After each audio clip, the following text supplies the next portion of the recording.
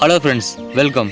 இந்த வீடியோவில் நம்ம பிளாகர் டேஷ்போர்டில் எப்படி மெனு பார் இருக்குதுன்னு பார்க்கலாம். மெனு பார்னால் அங்கே மேலே ஹோம் ஃபீச்சர்ஸ் இதே போல் லேப்டாப்பில் ஷோ ஆகும், ஃபோனில் சைடில் 3 கோடில் ஷோ ஆகும்.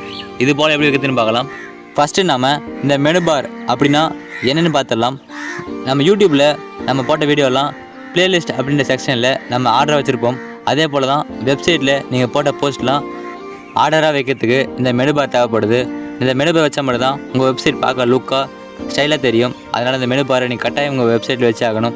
அது மட்டும் இல்லாமல் இது கூகுள் AdSenceல அப்ரூவல் கிடைக்கிறதுக்கான ஒரு மறைமுகமான வெப் டூல் அப்படின்னு சொல்லலாம்.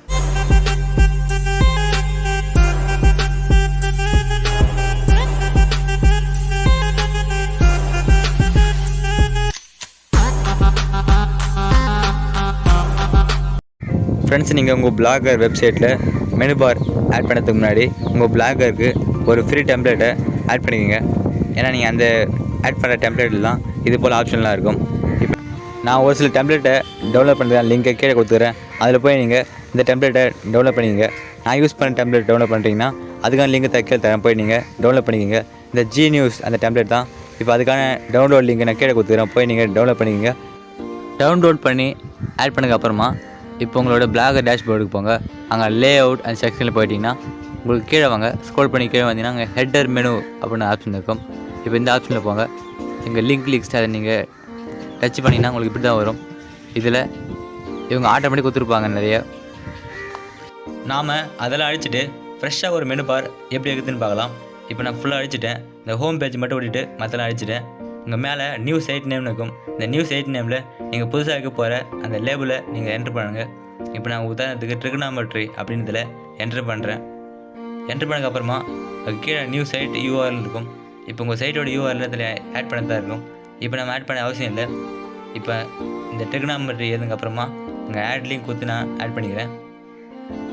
ஆட் பண்ணிட்டேன்னா இப்போ நீங்கள் இந்த ஹோம் பேஜ் மேலே வரோன்னா இங்கே அப் அண்ட் டவுன் அம்புகுறி கொடுத்துருப்பாங்க. இந்த அம்புகுறி நீங்கள் யூஸ் பண்ணி நீங்கள் மேலே கீழேயும் மூவ் பண்ணிக்க முடியும். இப்போ நான் இந்த ஹோம் ஆப்ஷனை மேலே கொண்டு வந்துட்டேன். இப்போ அதுக்கப்புறமா இந்த நியூ சைட் நேமில் நீங்கள் இது போல் எத்தனை வேணாலும் நீங்கள் ஆட் பண்ணிக்க முடியும். இப்போ நான் அல்ஜிப்ரா அப்படின்னு புதுசாக இதை என்ட்ரு பண்ணி திரும்ப ஆட் பண்ணிக்கிறேன். இதை ஹோம் பட்டனை மேலே கொண்டு வந்துட்டேன். இப்போ அதுக்கப்புறமா நியூ சைட் நேம் அதில் இப்போ நான் எப்படி அந்த ஒரு பட்டனுக்கு கீழே நிறைய பட்டன் ஓப்பன் ஆக பண்ணேன். அது நீங்கள் கீழே ஒரு ஐஃபன் போடணும். ஐஃபன் போட்டு இப்போ நீங்கள் திரும்ப ஆட் பண்ண போகிற லேபிள் என்ட்ரு பண்ணுங்கள். இப்போ நான் மேட்ரிக்ஸ் அப்படின்னு என்ட்ரு பண்ணிக்கிறேன். என்ட்ரு பண்ணதுக்கப்புறமா நீங்கள் ஆட்லேயே கொடுங்க. நல்லா கவனிக்கணும், இது வந்து மைனஸ் இல்லை, ஐஃபன். இந்த ஐஃபனை நீங்கள் கீழே போடணும், எழுத்து கீழே வரமாக பார்த்துங்க. ஏன்னா நீங்கள் மைனஸ் போட்டிங்க ஆட் பண்ணிட்டீங்கன்னா உங்களுக்கு ஆட் ஆகாது, அதே போல் தான் ஷோ ஆகும். இப்போ நான் இது போல் ஐஃபன் போட்டதுக்கப்புறமா ஆட் பண்ணிக்கிறேன். இதே இடத்துல நீங்கள் டபுள் ஐஃபன் ஆட் பண்ணிங்கன்னா உங்களுக்கு அந்த லேபிள் கீழே இன்னொரு லேபிள் ஓப்பன் ஆகும். Okay, bye friends, see you next video.